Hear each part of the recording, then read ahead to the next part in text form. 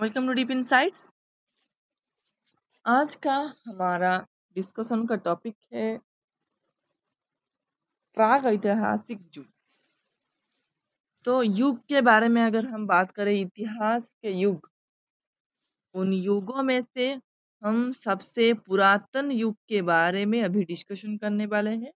उसके कुछ की पॉइंट्स जो कि महत्वपूर्ण बहुत है, बहुत इंपॉर्टेंट है, उसे सारा का सारा अभी हम पढ़ेंगे। देखिए, विद्वानों ने इतिहास को उसके सांख्यों के आधार पर मुख्य रूप से 3 हिस्सों में विभाजित किया है।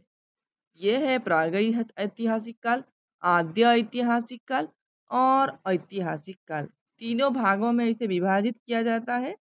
तो पहला आ गया हमारा प्रागैतिहासिक काल, और दूसरा आ गया आद्य ऐतिहासिक काल, और तीसरा जो है उसे हम ऐतिहासिक काल के नाम से जाने जाते हैं। तो इसमें से सबसे पुरातन जो काल है उसे हम प्रागैतिहासिक काल से जाने जाते हैं। तो अब जो प्रागैतिहासिक काल हो गया, उसके अंतर्गत क्या होता है, उस काल खंड को शामिल किया जाता है जिसके बारे में जानकारी प्राप्त करने के लिए हमारे समक्ष केवल पुरातात्विक साक्ष्य ही उपलब्ध है। मतलब कि आर्कियोलॉजिकल एविडेंस के अलावा हमारे पास प्राग ऐतिहासिक युगों के लिए कोई भी हमारे पास एविडेंस है ही नहीं। मतलब हम बात करें अगर लिखित कोई लिटरेरी सोर्सेस की अगर बात करें, तो इस युग में हमें कोई भी लिटरेरी सोर्स नहीं मिलता है, क्योंकि इधर ह्यूमन इतना डेवलप नहीं किए थे कि उन्हें कोई लिपि आती होगी, या फिर वो बात भी नहीं कर सकते। और फिर ऐसा वो ऐसा एक युग था जब लिखावट ही नहीं थी, लिपि ही नहीं थी, भाषा ज्ञान ही नहीं था। तो इसलिए हमें कोई भी लिटरेरी सोर्स इस युग में नहीं मिलती है। तो आगे बढ़ेंगे। आद्य ऐतिहासिक काल के अंतर्गत इतिहास के उस कालखंड में शामिल हो गया। ऐतिहासिक काल का अंतर्गत इस इतिहास के इसके बारे में हमें जानकारी कहाँ से मिलती। देखिए, प्रागैतिहासिक काल हो गया, इसके मुख्य रूप से पाषाण काल के नाम से जाने जाते हैं। मतलब इसको, इस जो प्रागैतिहासिक काल को हम क्या बोलते हैं, इसे हम पाषाण काल बोलते हैं। क्यों इसे पाषाण काल बोलते हैं? क्योंकि इस काल में पाषाण उपकरणों की प्रधानता थी, इसलिए हम इसे पाषाण काल कहते थे। विद्वानों ने प्राग ऐतिहासिक काल को पाषाण उपकरणों की उपस्थिति के आधार से, देखिए, जिस वजह से जो चीज हमें उपलब्ध होगी, जो चीज अवेलेबल होगी, उसी चीज की उपस्थिति को लेकर हम किसी चीज का नामकरण करते थे। देखिए, अगर हम एग्जाम्पल के तौर पर लेंगे कि जो कालिदास जिस युग में रचना करे थे, बहुत बहुत सारे सारे ग्रंथ, तो उस युग को हम कालिदास युग भी कह सकते हैं, क्योंकि उनका जो है प्रायोरिटी उस युग में ज्यादा ज्यादा होती है। तो ऐसे ही इस युग में जो हम बोलेंगे प्राग ऐतिहासिक काल के बारे में, तो इस युग में क्या हो गया, इसे हम पाषाण युग कहते हैं। क्यों इसे पाषाण युग कहते हैं? क्योंकि इसका रीजन है कि इस युग में जो पाषाण उपकरणों की उपस्थिति को आधार करके 3 खंडों में इसे विभक्त किया जाता है। तो अब हम देखेंगे क्या हो गया, पाषाण जो है, पाषाण काल का विभक्तिकरण कैसे कैसे हुआ। पहला हो गया पूरा पाषाण काल, दूसरा हो गया मध्य पाषाण काल, और तीसरा जो है वो हो गया नव पाषाण काल। ये अभी तक हम पूरा क्लियर हो गए पाषाण काल को कितने खंडों में विभक्त किया जाता है। इसे आप याद रखें, इसे हम 3 भागों में विभक्त करते हैं, 3 कालों में इसे हम विभक्त करते हैं। पहला हो गया पूरा पाषाण काल, दूसरा हो गया मध्य पाषाण काल, और तीसरा जो उसे हम बोलते हैं नव पाषाण काल।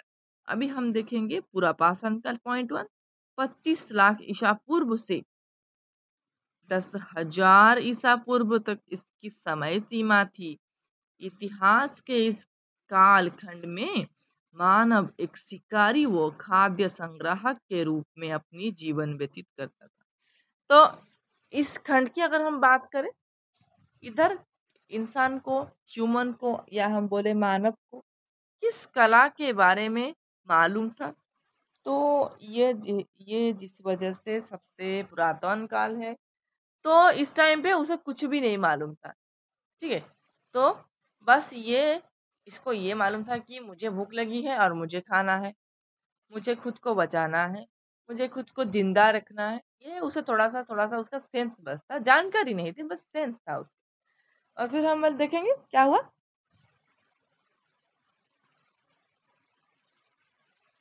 तो इसके बारे में जो हो गया,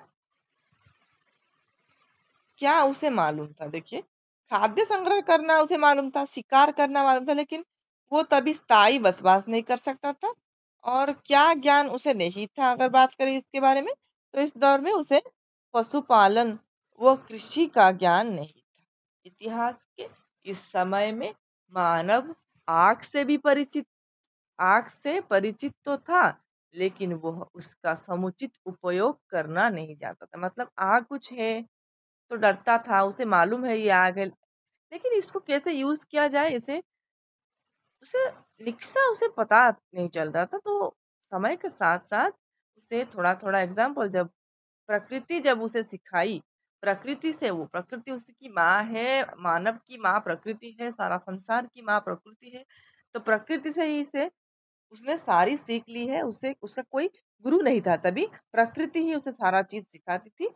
तो अपनी गतिविधियों का संचालन के लिए मानव इस दौरान अनेक प्रकार के पाषाण उपकरणों का प्रयोग करता था, अपने चीजों के लिए, अपने शिकार को मारने के लिए। तो उसने क्या किया था, पाषाण से बनी हुई चीजों का जो है वो इस्तेमाल करता था। पूरा पाषाण काल में भी मनुष्य अलग अलग समय में अलग अलग तरह के पाषाण उपकरणों का उपयोग कर रहा था। इन्हीं पाषाण उपकरणों के आधार पर इतिहासकारों ने पूरा पाषाण काल को पुनः, देखिए फिर हम देखेंगे कि इतिहासकारों के अनुसार पूरा पाषाण कालों को भी तीन कालों में या तीन खंडों में इधर विभक्त किया गया। तो देखिए, निम्न पुरापाषाण काल, मध्य पुरापाषाण काल और उच्च पुरापाषाण काल, ये हो गए पुरापाषाण काल के तीन भाग में विभक्त। तो पहला हो गया निम्न पुरापाषाण, दूसरा हो गया मध्य पुरापाषाण, और तीसरा जो है वो है उच्च पुरापाषाण। अभी हम देखेंगे कि निम्न पुरापाषाण काल की समय सीमा।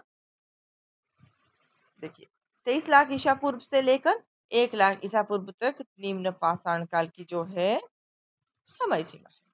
देखिए, ये वीडियो अभी लेंदी हो रहा है, तो हम इसको इधर ही एंड करेंगे, और एक पार्ट इसका आएगा जब हम इसमें निम्न पुरापाषाण काल का सबसे और डिस्कशन करेंगे पूरा अच्छी तरह से, मध्य पुरापाषाण काल का डिस्कशन करेंगे, और उच्च पुरापाषाण काल, ऐसे करके फिर हम थोड़ा सा डिस्कशन करेंगे। सो अभी क्लास को हम एंड करते हैं।